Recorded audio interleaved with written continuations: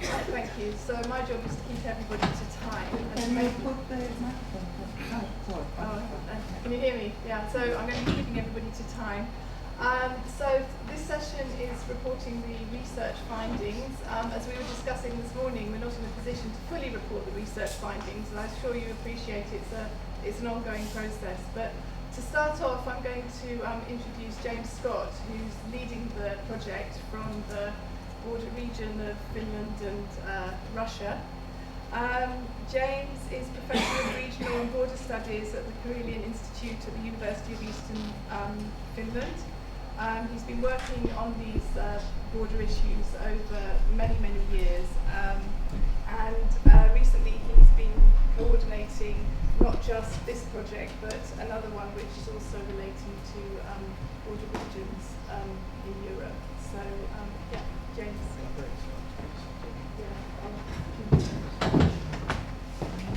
James, we need to log in. Technical assistance.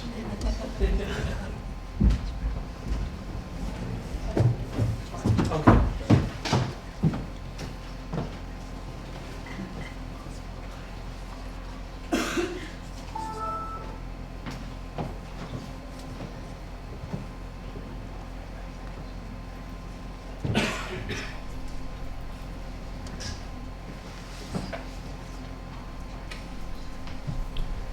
Hopeless without PowerPoint, so here we are, just to give you a brief overview of the project. But before that, I'd like to express my thanks. I think the consortium's thanks to the team members here, to our team leader, to the Dean of Social Sciences here at UEL for this opportunity to come to this part of London, to this really interesting and fascinating part of London. I've never been here, I have to admit, next to an airport. This is kind of a cool place to have a conference. I like this room, in fact. It's big. I mean, 200 people fit in here, but it still gives this sense of intimacy, which I really enjoy when I'm speaking. So I'd like to express my thanks to Team UEL and to all of you for having come to this event, which I think is important. It's a policy and impact conference, which I think is important to underline. I think the European Union has always been sensitive about the way its money is spent. It puts a lot of billions of euros into its framework programs, now known as Horizon 2020. And one of the things it would like to have back is impact, which means things like this. But it's not just that, it's really about getting the message out so that we, people who are involved in the project, when we go home, shut our computers down, we actually think about the project in ways of getting the message out to a wider audience so it doesn't stay locked into our ivory tower kind of context, it doesn't stay in our publications, in books, but actually the message is communicated to farther afield. I think this is something that's very important, and in the context of what we're going to be talking about today, salient. So I just want to give you a brief overview of what we're doing in EUBorderscapes. The EU was prescient and brilliant enough about 4.5 years ago to come up with this brilliant idea that we need a project about the changing concept or the evolving concept of borders. And really, it wanted to learn a lot about borders and how borders are shaping Europe, shaping understandings of Europe. The call topic seemed very interesting. It seemed, in fact, more than that, quite inviting. A challenge to actually take up the European Union's word on it. We somehow succeeded in getting the proposal accepted and funded. And here we are, about 3.5 years onward. It's a 4-year project. Hopefully we have produced some results that have meaning, that say something to people, different people, and maybe even to the policy community, even though getting that message across is not always easy. So I'm not going to really go into detail about results, because I think that a couple of our speakers will be a bit more detailed about this. Just to give you some of the background about our project. And before that, in fact, here again, I mean, Nero, I think, was said it in a very pointed way. We are being reminded quite bluntly about borders. In the last couple of years, they seem to be taking center stage in a lot of what we read every day. This summer, especially, I think, was a hot summer of borders. We were at a conference in Budapest, the EUGU conference, for example, and at the same time that conference was taking place, Keleti Station, East Station in Budapest, was more or less the scene of something incredible, of refugees trying to make their way through to core Europe, let's put it that way, to Austria, to Germany, to France, to other places, and basically being marooned in Hungary by borders, being stuck by the borders of the train station of the city. And then these incredible photographs of people basically just saying, okay, if the Hungarians are not going to cooperate with us, we're just going to walk to the damn border. And that's what they did, walking here to the Austrian border. And this other photograph showing people trying to kind of get out from the barbed wire fence that Hungary has erected with its border to Serbia. So poignant pictures. Every day the media is bombarding us with, or was, maybe at this point in time a bit less, but still, the borders, you try to skip the borders, you try to kind of not think about them, and then they come back and hit you in the face.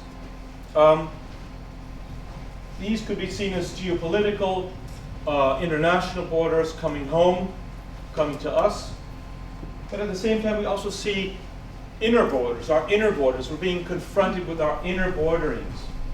Here in Budapest, the community in inner Budapest, policing neighborhoods, controlling neighborhoods, making neighborhoods safe for, well, normal citizens.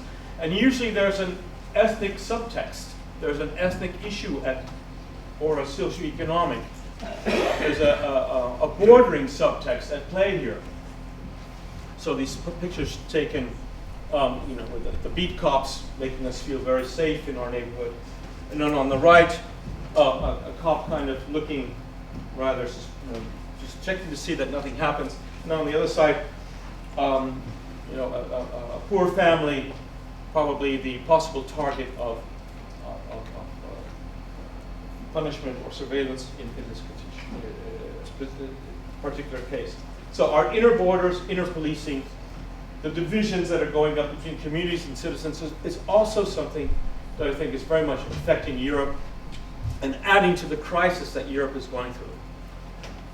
Eurozone crisis, refugee crisis, Ukraine challenging the EU's actorness as a foreign actor, as an international actor, making a mockery out of its Eastern Partnership, out of its neighborhood policy, questioning the ability of the EU to even have a coherent identity as an international actor. And then things like our inner borderings, our treatment of Roma populations within the European Union, for example. These are all showing, they all demonstrate, all show us that borders are central to understanding what is going on in Europe now. Is Europe unraveling? Is it recomposing itself? We don't exactly know where we're going. And I would say that the borders debate, if we follow the conceptual evolution of how we think, write about borders, it is becoming increasingly critical. I remember when I started doing borders as a PhD student, borders were just there. And your job was to use them as a resource, cross them, communicate over them. But they were not questioned. And I think the debate is now becoming increasingly critical, questioning. It's not very easy to question a state border because it really is, in many ways, an institution that is hard to, it's hard to kind of to get your head around sometimes. It has to be there for a number of reasons. But what borders do is being increasingly questioned. The impacts borders have on societies, communities, individuals. I took this, Andorra, I hope will not be angered that I took this nice cartoon from the new book that just came out from our project partners Arnaud Amila and Frédéric Giraud. Borderities in the Politics of Contemporary Mobile Borders. I think this book is one example of how the debate is going forward. Looking at borders, questioning borders in terms of power, in terms of how power is asymmetrically, unevenly distributed within society, and how borders really symbolize that asymmetry in society. The inequality, the punitive functions. So society seems to be getting more and more punitive. If you don't fit in, you're being sanctioned for just being who you are, or being at the wrong place at the right time, or not having the right documents in the right place, or things like this. At the same time, people see borders as providing them security, the negative freedom from anarchy. Borders are becoming more about technologies, about biopolitics, about controlling flows. They're being deterritorialized. I know it's a difficult word. Borders becoming mobile, so that the border function is moving with us. It doesn't just stay at the traditional border, it keeps moving. Borders are used to create images of how the world is or should be in the minds of certain people, certain interests. And so they're used to shut out and even falsify the wider reality. So, having said that, what is our project about? Well, it's really about questioning, it's about going back and trying to see how our thinking about borders has shifted since the major transformations that have taken place, not only in Europe, but in the world, primarily since 1989. Fall of the Berlin Wall, end of the Soviet Union, the process of European integration and enlargement, which was another historical moment, and subsequent enlargements after 2004, 1995, 2004, 2007, and now with Croatia. How these processes, how these transformations have gone hand in hand with conceptual change in the way we think about borders. And I think the EU has expressed concern for border-related issues with regard to what it wants to achieve as a political community, its self-image as a political actor, and cohesion within the EU, socioeconomic and political cohesion.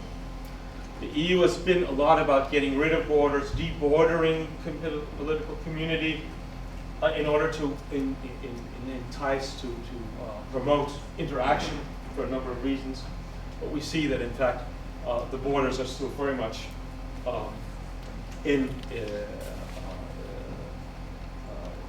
present in the European context.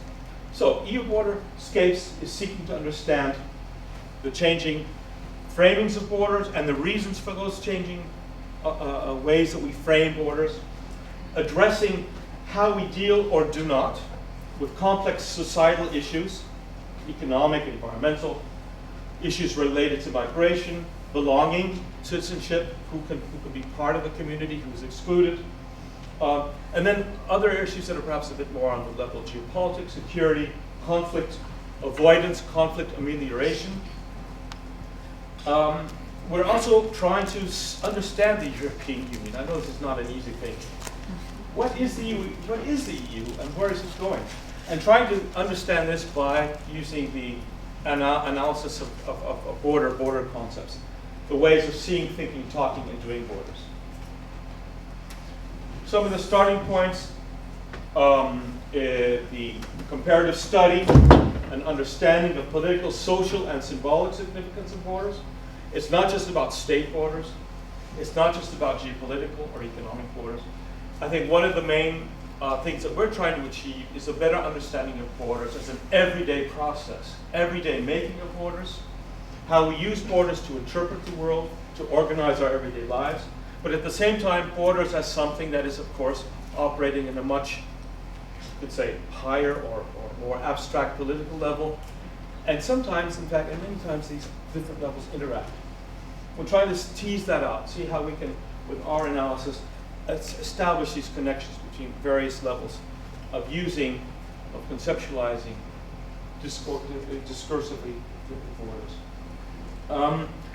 Understanding ways in which state borders are framed politically, exploited pragmatically, perceived in cultural, geographical terms, and trying to understand how this lets us understand the EU as a political community, as a potential model for regional cooperation, and as a geopolitical actor.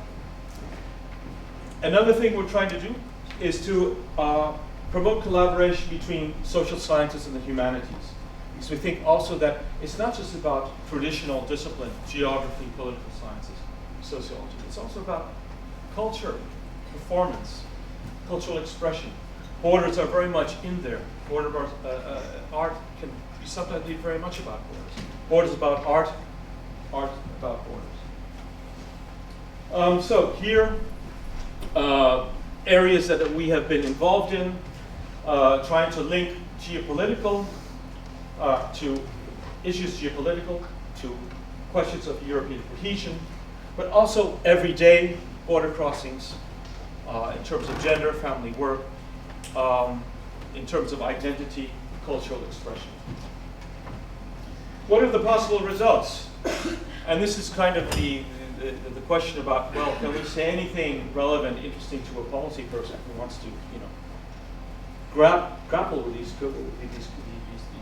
challenges we're dealing with? Well, more focus on the impact of borders rather than just on their functions, what they do. How are they impacted? Better understanding of the mechanisms behind border making, how we make borders, as mechanisms of exclusion and or access to community. Understanding European identity, whatever that means, citizenship, and belonging. I think a central question, which we think borders help us maybe not answer, but get better insights into. Sharing border stories through art and literature that connect societies. And such societies are telling similar stories in different contexts. And oftentimes it's really about border crossings, border transgressions, border transcendence. New scenarios of using borders as resources, good question. At this point in time, the overall atmosphere is rather negative, but if we think this in the long durée, in the long term, perhaps not. How can we expand community rather than restrict notions of belonging? I think this is something that we should aim for. Well, my time is up. It goes fast, doesn't it, when you get involved in this kind of border talk. If you want more information, here is our website. I think it's on in one of the screens here. EUBorderscapes, EU, and we'd be glad if you would go and read one of our newsletters or communicate something to us. Thank you very much for your attention.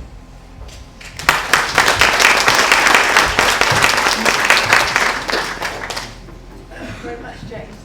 Our next speaker is Professor Nira Davis, who many of you know in her role of director of the research centre where we're working together on the project, CMRB, Research Centre on Migration, Refugees and Belonging.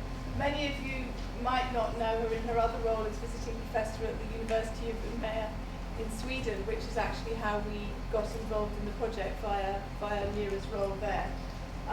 So Nira's been involved in writing around issues of women, nation, fundamentalism over many, many decades, and she's brought all of that into her work in this particular project. So Nira. Thank you very much. Can I have a microphone, please?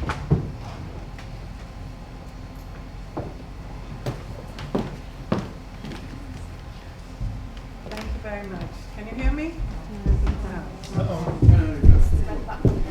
Can you hear me now? Yes. Okay. Thank you very much. Because it is a policy-oriented conference, and we are sitting in London, so my contribution is going to be mainly about the policy implications of our main findings in the context of the UK. And when I say our, is because definitely I've had this wonderful team with Georgie and Catherine and Jamie, and we've all been working together, and I can't bear the thought that this project is going to end, and this wonderful teamwork will not necessarily be able to continue. Now, I did prepare originally a PowerPoint, but then the text became more and more dense, and from my experience both as a listener and as a teacher, I know when there is too much text on PowerPoints, then you try to read it rather than to listen. So I just decided just to sit comfortably here and talk to you instead. Now, as I said before, I've been, in addition to work as a former UBL member of the research team, I was also leading Work Package 9, which was about intersectional, situated everyday bordering. And in this sense, our work package had a very specific theoretical, methodological perspective. And I'm going just to report on the UK, but there have been a fascinating work done by the other members of the work package, and we are producing 2 special issues of journal in order to show how this work from this kind of perspective has been carried out in all these countries. So yesterday, those of you who have been at the social science conference, I gave a presentation about the more methodological aspect of this approach. Those of you who know, Catherine is going to give a theoretical paper on our approach in the panel tomorrow, so I'm not going to go into it. But what I want to say is that basically we do look at borders and borderscapes from a dynamic, contested, situated perspective, which looks at borders as a combination of territorial, deterritorial, and re-territorial processes of bordering. In terms of the foci of data collection that we did in the UK, we, on the one hand, we looked at the border of Calais-Dover as an example of the different kinds of borderings that our work package were looked at, and this was an example of Schengen, non-Schengen border. The second one, though, was about everyday bordering in metropolitan cities, and here we focused on London. We also looked at the specific issue of Roma, as Jen mentioned, and we looked specifically at Roma both in Dover and in London. So just some highlights of our findings that have some policy implications. So I'll first mention Calais-Dover border, and then I will mention London. And of course, these contexts are not stable contexts.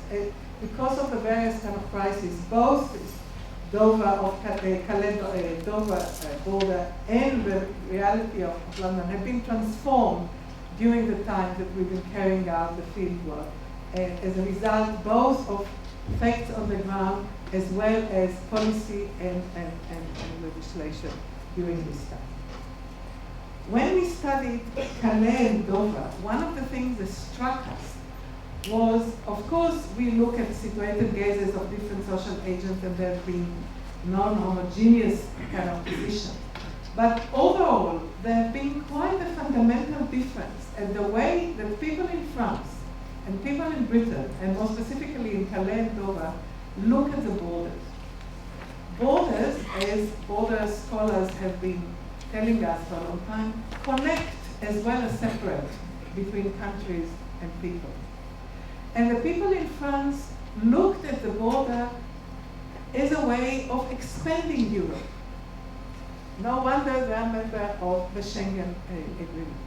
Moreover, specifically looking at all the migrants that have been accumulated in Calais and knowing that they want to go to Britain, they said, why is this border closed? open it, or at least moved it from France to Britain so we don't have this headache. So Britain continuously have to pay France more and more money in order for this border to remain in France, in order to save the UK the money to send them back to the continent. So this was one major difference. The other issue that was really almost lost in all this media discourse about Calais, Dover, the migrants, and so on, is that both Calais and Dover play a great symbolic role in the whole discourses about borders and Europe and migrants and refugees and so on and so forth. But both of these towns are small towns, not only nationally, but even regionally. The members of the people who live in this very often feel that these towns have been left aside in issues of development of regions, let alone a national kind of development. So while they are symbolic in the media discourse, in a way, all these crises and all these transits of population and so on have almost passed them by. And not just in terms of the migrants and the refugees, but even in terms of tourism and shopping, especially in the British side, in the Dover. There is a miserable shopping center in Dover, but they are whisked from the yacht and from the Eurostar does not even stop in Dover. They go immediately to all the shopping centers in Folkestone and Bishop and so on. So, let alone London. Or Canterbury for lovely, touristic, elderly, kind of period, kind of Britain. So the fact that Dover, for example, have a fort and a hill and a beach and so on, people there feel really bitter that they are left out from all the border crossing discourse, even in the benevolent kind of area. And of course, there is all this bitterness that when it comes to the non-kind of shoppers on tourists and so on, then people are staying in Dover. But when we actually looked at numbers, when we looked at actually the reality of the ground, migrants play a relatively small role in Dover relatively to other parts of Britain. And in Calais, people were very kind of, especially when we started work, before the whole scene was transformed into all this kind of talent, they say, we are not bothered with them. They want to move on, so let them move on. Of course, the lives of the undocumented migrants that in Calais have been dominated by an everyday regime of regulated illegality of housing and services. We find it not just there, we find it everywhere on the globe, and I think Saskia and others yesterday have talked about it more. There used to be legal and illegal. There used to be international organization and just volunteers on the ground. What is happening? There is a stabilization. This, what Georgia Donna yesterday talked about, the stuckness of immobility of enforced migration. And we see all this kind of regime of precarity which is stable.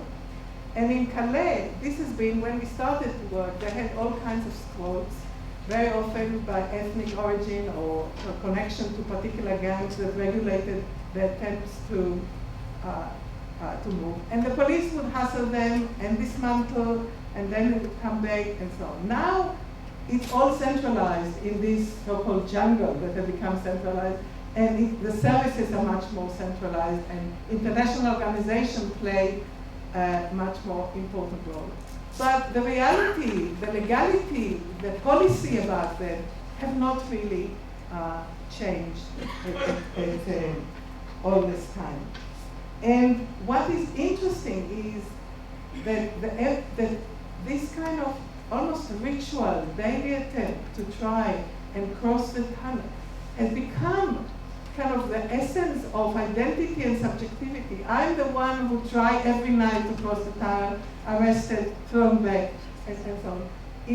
You know, some of the theorization of everyday life has been, this is the non-heroic, the normal part of life. But these people have heroic, exceptional, illegal existence, but it's very routine, it's very normal for them. Some of them, it takes years. So this is kind of very briefly some of the findings about Calendo.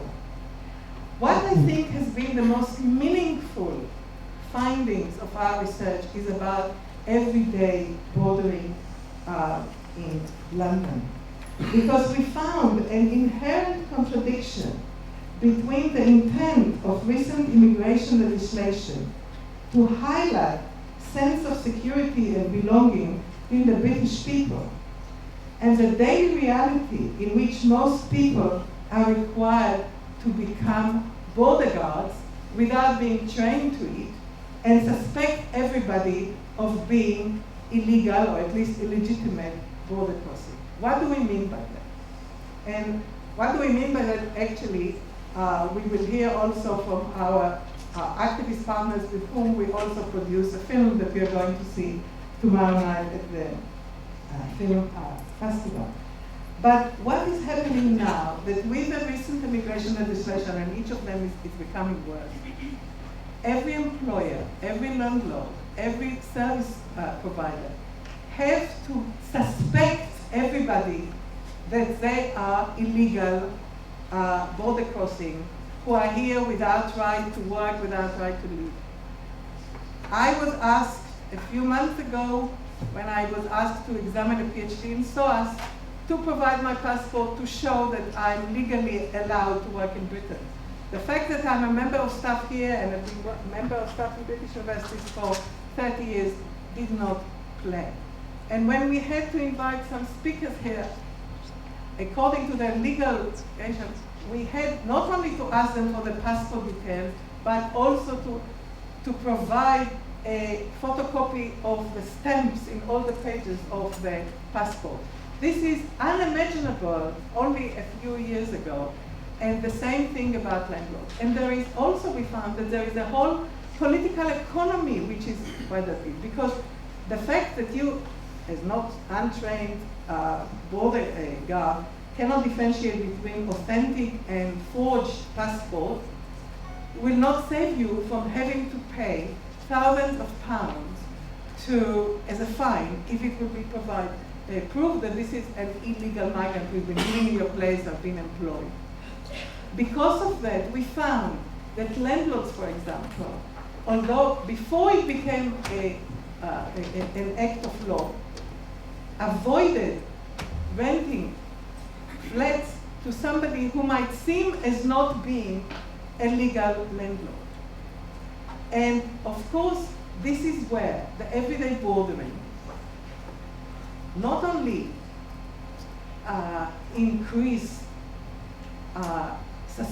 mutual suspicion, it underlies the whole fabric of the convivial, pluralistic, multicultural society which has been relatively so successful in Britain, especially in London. And it divides not only races or ethnic communities, it even divides families. The restaurant owner who engaged the father-in-law who came in the restaurant, and then there is a raid in the restaurant, and the father-in-law is found out not to have the full kind of legal papers. What does it do to families? What does it do to communities, to neighborhoods? And this is, we fear that this everyday bordering is what is going to undermine what Theresa May said, it's immigration that undermines social cohesion and social integration. So this is a major, major finding. So, oh, sorry. So, sorry, sorry, I can't see this. So what we are seeing is that in addition to the overall undermining of convivial social relations, it also adds to the precarity of lives that anyway in neoliberal economy is become more and more precarious. And of course, those who look or sound as if there might be illegitimate or illegal vodka, this precarity and the other side of it, this racialization, become much more of a problem. And therefore, we feel that this is something that the policymaker in Britain, and it is not even an issue of left and right, or this is common sense, because it affects business as well as services. It affects old people, young people, and it affects the future of the UK. So I think that this is a very important research findings that we have to bring to the attention of everybody. Thank you very much.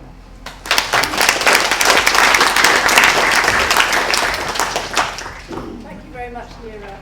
And it's a very good opportunity to lead into Elena. And I just want to say how happy we are that you've managed to get your visa to come here to Russia, because Elena's experience is something that I think many of us would not have to want to go through in order to come to the University of East London. So before we just move on to you, I just wanted to draw everybody's attention to the fact that you've got a feedback questionnaire in your pack.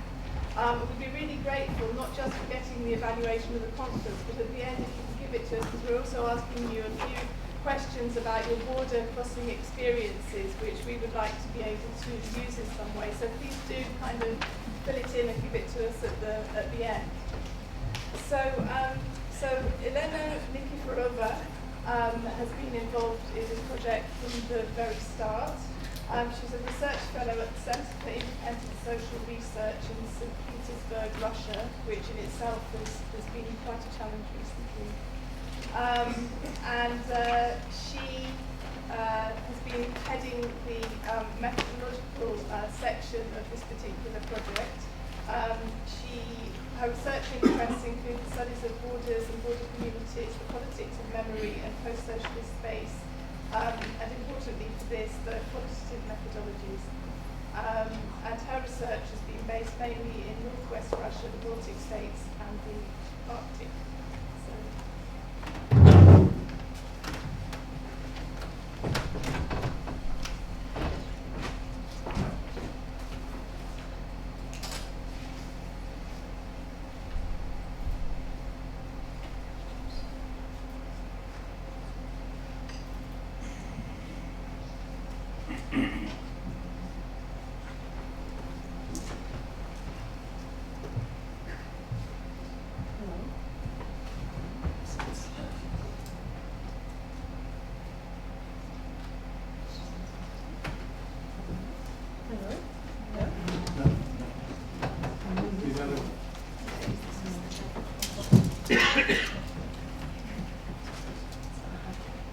Hello.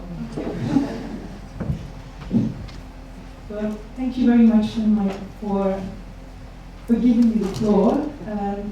I was asked, Mira asked me to provide some methodological overview of the project, which is a very difficult task. At some point in the project, we were responsible for composing an empirical template that would be coherent and comprehensive with set of research methods and methodologies used in the project. But since the project has 24 partners coming from different disciplines, as you can imagine, it was a rather difficult task. But nonetheless, I think that was a very helpful exercise for us as border scholars seeking for new ways to conceptualize borders and finding some new methodological approaches to borders, or updating our old methods and methodologies to the new challenges that the new conceptualization of borders raise. This is, and I'm sorry for a lot of text here, I'll just give you, do not read it. I'll give you the context very briefly. So as James already mentioned, in this project we are moving from traditional understanding of borders as stable and immovable entities. So borders in our project are understood not as only lines fixing the limits of state sovereignty. We are we're looking not at the borders per se, but at the processes of bordering. And the bordering approach is actually the methodological core of all work packages in the project, of all research tasks. So we understand by bordering the everyday construction of borders through ideology, cultural mediation, discourses, political institutions and attitudes, and everyday forms of transnationalism.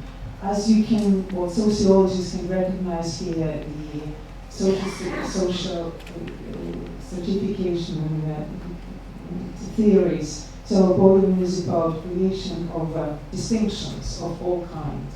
So it's not, some of these distinctions may have specialized forms, others they are invisible, but nonetheless, we as people, as human beings, can feel the impact on bordering in our daily lives, as we really just illustrated in her talk. And and bordering, as we argue, is a multi-level process that takes place at all possible levels and on possible geographical scales. And another important thing that we pursue in this project is that bordering happens everywhere, so not necessarily in the margins of the states, but also in other settings.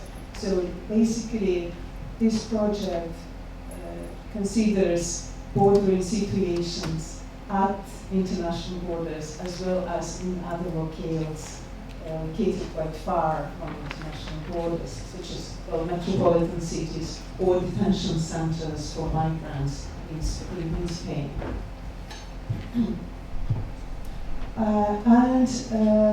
We were looking at the methods and the disciplinary backgrounds of the project participants and came up with a rather simple schema or rather simple template that can probably describe what we mean by the bordering approach. So as you can see, we identified the discursive perspective on bordering as discursive practice or discursive phenomenon. We identified a practical perspective of bordering as a matter of politics of governance. We also identified a perceptual and experiential perspective of bordering as it comes through the realm of perceptions, emotions, and embodied experiences. And the fourth one is a representational and performative perspective. Borders and bordering through representations and performances. And each of these perspectives, in fact, has grounds in different disciplines. I can just give you a brief overview of that. Let's say discursive perspective connects to history, sociology, and linguistics. Practical perspective of bordering is implemented by geographers and people who do research in regional developments. So it's a rather applied perspective. Perceptual experiential perspective of bordering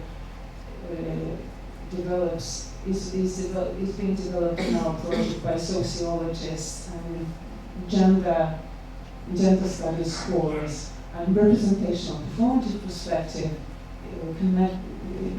connects to literary studies and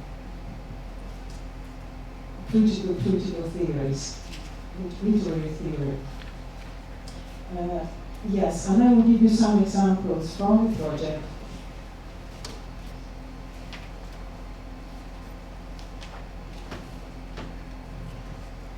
Let's say, the first perspective, bordering as discursive practice. Basically, within this perspective, we look at how borders are produced, reproduced, and contested in spoken speech, written words, visual images, and other multimodal and multimedia forms of communication. In our project, there are two major work packages that are using the discursive perspective of bordering as the key one in their research. And this is the post-Soviet work package and post-colonial. And these two work packages study dramatic geopolitical shifts initially originating outside of the EU and their impact on the notion of border and allocation of boundaries of both the EU and neighboring regions. So I myself am involved in post-Soviet work package, so I will give you one example of how we work in this perspective and in this particular work package. This work package explores the rebordering of post-Soviet space by examining conceptual change in the rhetoric connected to definition, negotiation, and conflict over the reformation of post-Soviet and post-socialist states, and hence their borders. And here, again, I will tell you in 2 words about this major methodological approach. Well, in 2 words, it's not because it's not important. It's just the opposite. It's so important that it requires an entire lecture. It's a conceptually history approach that helps us to reconstruct the history of bordering. Within this approach, we look at, let's say, media publications or speeches of politicians from the beginning of the 90s up until now. We identify the key concepts that they've been using and try to analyze the change in the meanings of these concepts through time. And this actually leads us to rather interesting, analytical constructions about bordering in post-Soviet space. This is, I don't want to stop from that. This is our new idea, the idea that we elaborated with my colleague Olga Vilnikova about one more layer of conceptualization that can be added to our conceptual history approach, and I will tell you about tomorrow during our presentation. But basically, we found Luke Balkansky all around Tavino scheme of moral or ideas of moral sociology, and they are words of justifications, orders of justifications, a rather interesting perspective that can be applied to research on bordering as well. So basically, they argue that modern societies are not a single social order, but an interweaving of multiple orders. They identify a few orders, and they basically, looking at the discourse, they did content analysis of text used in managerial training in contemporary French corporations. They analyze the shifts in these orders, and this is what we do in our analysis of the Russian-Finnish bordering processes from the beginning of the 90s up until now. Basically, we found concepts and sentences indicating that Finland was perceived as something within the Russian domestic order in the beginning of the 90s. So Finland was kind of a time domesticated neighbor, nice and sweet, and of course it comes from the politics of Finlandization that existed in the Soviet times. And as you can see, this borderscape itself is rather calm. It's not saturated with sharp and painful issues. Then the discourse is changing, and you can see the change in the rhetoric from the domestic world to more rational orders and institutional orders, and so on and so forth. It's one story. Then we have a practical perspective on bordering. It's bordering as a matter of politics and governance. And this perspective centers on the politics and policies of bordering, taken as the outcomes of targeted policy making. And this perspective focuses on the institutionalized grids of borders and boundaries. And the disciplinary and conceptual foundations of this perspective are political sciences and international relations and other concepts. We have 4 work packages working with this perspective. 2 of them I will discuss in more detail now. It's cross-border cooperation and conflict amelioration, and twin cities and governance. So as you can see, this is like bordering in this field of governance, performed by designated bodies and bordering that influences, well, a particular groups of people living close to these borders. Methods that were used: study of territorial border through the analysis of spatial interactions, social network analysis. So these are the hard methods that I'm not familiar with, so I'm not going to start on those. And spatial analysis, collecting data and using GIS layers to assess the various dimensions of the cross-border integration. And qualitative methods as well. So actually, qualitative methodologies are the key methodologies of the project, of the entire project, because we use a lot of interviews and discourse analysis and things like that. And these are two other examples of border governance perspective, which these examples are from two other work packages. One post-colonial rebordering, and the other one is intersectionality that Mira was talking about. It's also about bordering and governance, but in less traditional locations, big cities or fenced-off areas and institutions, such as migrants detention centers. The third perspective is perceptual experiential, and it highlights individual and group stances of borders and bordering. And what is interesting about this perspective is that we shift our gaze from state bordering practices to people's experiences and emotions. And well, naturally, this perspective is informed by sociology and anthropology, and uses ethnographic methods, qualitative methods as its main methodological apparatus. And this is just one example of how this perspective is working in our material. As you know, after the Ukrainian crisis, Russia and the West introduced a regime of mutual sanctions, which created the situation of food embargo and created the food shortage in St. Petersburg. Because as we found out, for example, all decent cheese was produced somewhere else, but not in Russia. So at some point, we found ourselves without, well, decent cheese and a lot of other good products that were just, that happens to be under this ban. And another, so this is how the, great geopolitical rebordering actually influenced lives of Russian dwellers in such an important and everyday sphere as food. And we studied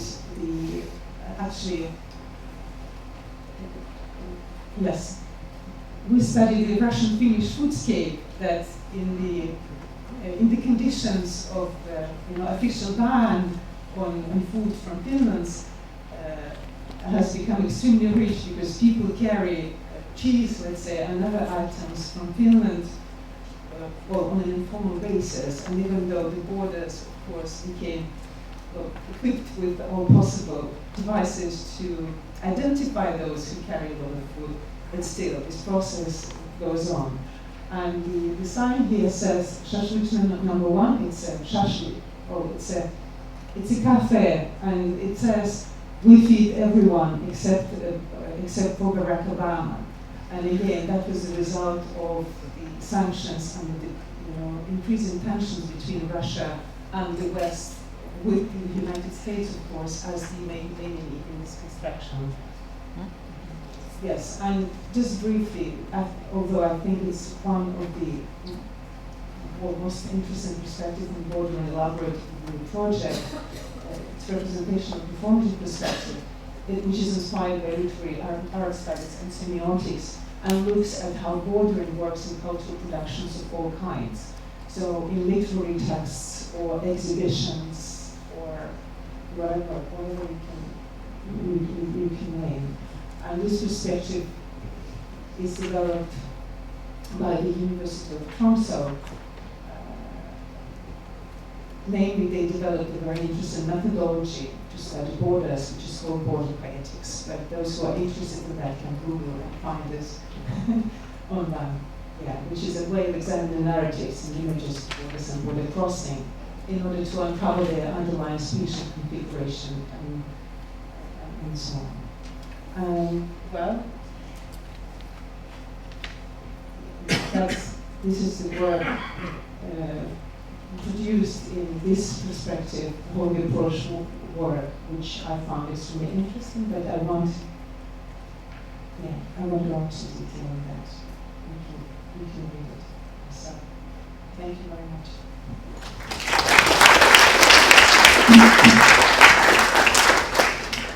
Thank you very much, Elena. So the final speaker here is Kristoffersen, who is a geographer, and he's assistant professor associated with the University of Luxembourg. His areas of expertise are European cross-border metropolitan regions, border cities, and cross-border integration, policy networks and urban governance, and he's also been writing on borders and assemblage. Thank you. Is that mine?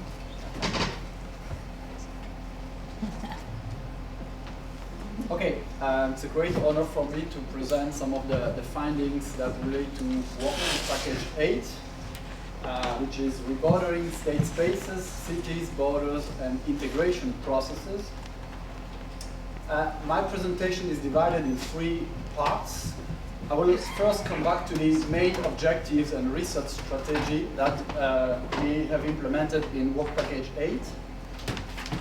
Then I will present you some preliminary findings. I must say here that at this stage we did not gather together all the findings that we have been collecting in the framework of work package 8, because each team is still working individually on its case. So I will mainly rely on the research I have been conducting on one particular case. And if I have time, and that's an attempt to negotiate a little bit with our timekeeper, I would be delighted to engage in some more conceptual discussion about our contribution to the reconceptualization of borders and bordering, given the fact that I think that has also a high policy relevance. But let's start with the first part, objectives and research strategy. What we basically do in work package 8 is we focus on the process of cross-border regional integration as a process of de- and rebordering along EU's borders, both internal and external. We particularly want to examine the process of cross-border integration, its rationales and outcomes, thus this in various contexts. And from a more critical point of view, we want to unpack the supposedly symbiotic relationships between cross-border integration on the one hand side and cross-border cooperation on the other.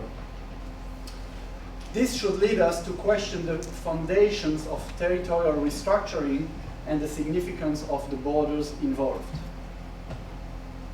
So in doing this, we aim at challenging some of the taken for granted or normative assumptions and narratives. Like cross-border integration results from debordering, that is the reduction of borders impediments. Another often taken for granted assumption is that there is an inherent virtue of cross-border cooperation for the development of integrated cross-border regions, those famous EU regions. And the last point, that there is a positive impact of cross-border integration on social and territorial cohesion, as well as economic competitiveness. So, in order to do this, we also promote a pragmatic and nuanced reading of the role and meanings of borders and bordering dynamics, which is an integral part of the whole project. for that, we look at borders in a heteronomy perspective. That is, borders are created by the meanings that are attached to them. We also consider borders multiplicity. Borders mean different things to different people, and that is why we need to go and look at the local communities, local stakeholders, and find out what they think about the border. And of course, we look at borders in an open-ended perspective. That is, they are in a continuous process of contingent transformation, although they might sometimes display enduring effects, of course. So the focus in the work package is on border cities, and we have a sample of twin cities, but also larger urban formations that are cross-border, either morphologically or functionally. And there are nine, sorry, French is coming back, 9 cases across Europe, set in various contexts: internal borders, external borders, borders loaded with strong geopolitical issues, others more quiet in appearance, of course. So now coming to some of the findings, I have been working on one of these cases, which might sound a little bit boring, given the kind of news James also mentioned in his talk. That is the case of Geneva, or more precisely, the Greater Geneva. As a geographer, I like to start with a map. So that's the Greater Geneva. It's basically an alliance, a cross-border alliance of local and regional authorities from France and Switzerland. The light pink is Switzerland, and in the middle that's the city and canton of Geneva. The surrounding darker pink is France. So it's a quasi-enclave, basically.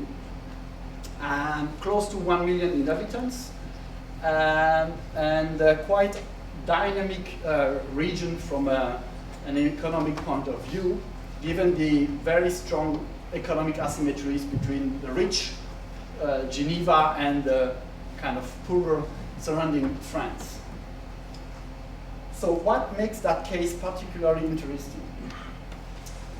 First, there is a very strong functional cross-border integration process taking place over there, with quite intense cross-border flows. More than 100,000 people are living in France and crossing the border every day to work in Geneva. There is also a reverse flow from a residential point of view. What you must know is that the wages are 3 times higher in Switzerland than in France for specific jobs. And on the other hand, the prices for housing is 2 to 3 times cheaper in France than in Geneva. So that makes a very strong incentive for people to play on both sides and use the border as a resource. But that also triggers a highly uneven urban development. There is also quite a well-advanced cross-border cooperation going on since a few decades now, with joint planning of the cross-border urban agglomeration. Even they now have reached a point where they go into investment of cross-border transportation infrastructure. That's very rare to go into that type of activities, given all the problems you face. Up to 300 million euros are invested in building a railway connection between France and Switzerland in Geneva. And of course, they have all this institutionalized governance that we know elsewhere across Europe. But the last point, which makes the case particularly interesting, is that there is also a strong rebordering dynamic that is now taking place since 2 to 3 years. It has old roots, but it has become quite strong in the latest period, which is fed by populist and xenophobic discourses, notably in Switzerland, but also a little bit in France. Maybe just one additional information about that. The actors or the communities that are supporting this type of rebordering on the Swiss side are, on the one hand side, the police force, which apparently is very upset about the behavior of the French drivers. And that led them into the creation of a movement, a political movement, to get the cross-border workers, the French cross-border workers, out of Geneva. And this movement that started with this type of things has now been supported by the former migrants from Southern Europe that are settled in Geneva and that fear the competition of the cross-border workers on the labor market. So that's a weird alliance, but as a matter of fact, they have managed to win elections at the local and regional level and are now kind of almost dominating the political landscape in Geneva. When we look at the meanings of the borders, at the level of the everyday practices, or what Lefebvre calls the perceived space, then we have on the one hand side the border as an economic resource, obviously for cross-border workers and economic entrepreneurs. And the image at the top shows you the queues of the cars every morning, every evening, just crossing the border, entering Geneva for work purposes. But there is also, for a growing share of residents, the idea that this debordering that has taken place in that region is a threat, as I mentioned, and that rebordering needs to be achieved as a matter of protection. Protection, welfare, protection, jobs, etc. So the other image is one of these nasty campaign posters where they want to kick out the black sheep, which is the French cross-border worker. In that example. The other meaning of the border, when we look at the conceived space, or in that case the Greater Geneva Planning Scheme, here we have a highly instrumental cooperation aiming at developing cross-border functional integration. It's this idea of the Denevan Basin as a natural economic area, and the political border, which is, by the way, absent from all the maps that are produced, it's never shown, is portrayed as irrelevant or artificial.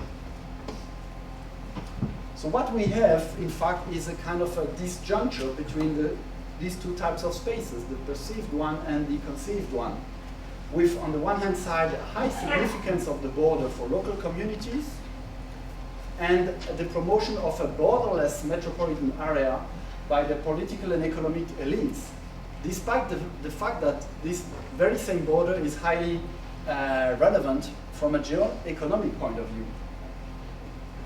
So some tentative conclusions. Strong cross-border integration leads to cross-border disparities, reproduction, and not reduction. Cross-border cooperation, if it's only instrumental, shows serious shortcomings.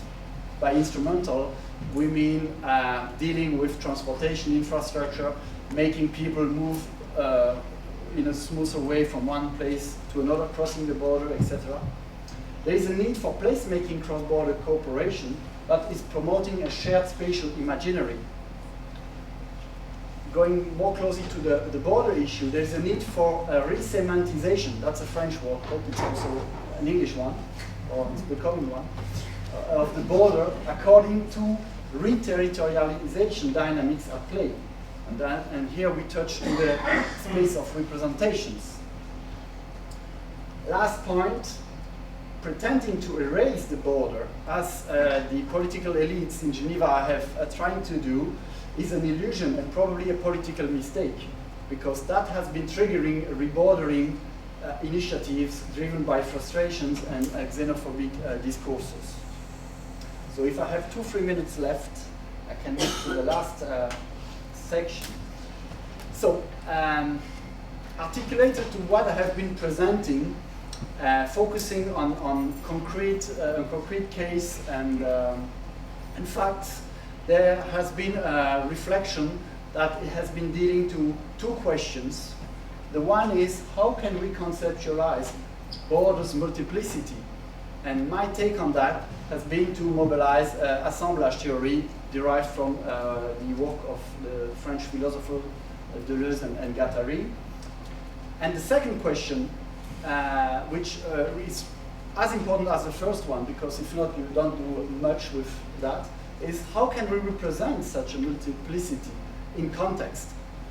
And that has led us to develop a research strategy based on semantic networks.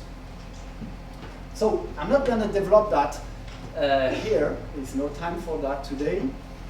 Just to give you a definition of an assemblage, it's understood usually as a heterogeneous grouping of different parts that do not form a coherent whole. And that's exactly what the border is when we think of all these meanings that are related one to each other through the different actors that are engaged in bordering practices. But when you look at these meanings together, this is not a coherent whole. This is not a system. It does not work in a smooth way, although it exists. So assemblage, and there is much more behind the concept than what I just mentioned, is something like a toolbox, a conceptual toolbox that allows to engage with this idea of borders multiplicity. So to conclude on that point, I just wanted to raise 3 research perspectives that I think have a very strong policy relevance. The first point is that engaging with that gives some ideas in how to define a border's identity beyond its diversity. And that leads to very pragmatic questions like, what about Europeanization of borders? What about looking at which meanings are central and which ones are emerging in some bordering or borderscapes dynamics? Another crucial question when we talk about borders, and it was mentioned beforehand as well, that is to unfold power relationships between these competing meanings, the dominant ones, the contested ones, the emerging ones. Who is behind those meanings? Who manipulates them? Who is trying to contest them, etc.? Those are approaches that bring in some answers to these questions. And of course, the last point is that we also need to develop new ways of mapping borders. We have colleagues in the EUBorderscapes project that deal with this issue quite from a direct point of view, and I think that there is also, by using semantic network, a contribution to that debate. So my last slide is just a representation of the semantic network of the border within the Greater Geneva. Here we have been asking policymakers, people engaged in cross-border cooperation, economic entrepreneurs, and representatives of the civil society, what the border means to them. It was a little experiment where they first had to give us some keywords, and then they had to relate those keywords, their keywords, to our concepts. And by working this data together, we then come up with this type of semantic networks where we see how the different concepts relate in a topological way. Some are close one to each other, others are further away, and that is to grasp a kind of an image of the border multiple at one point in time. So if we can reproduce that, or if we can compare that to other border regions, that opens up new research perspective to better understand what those borders mean. I thank you for your attention.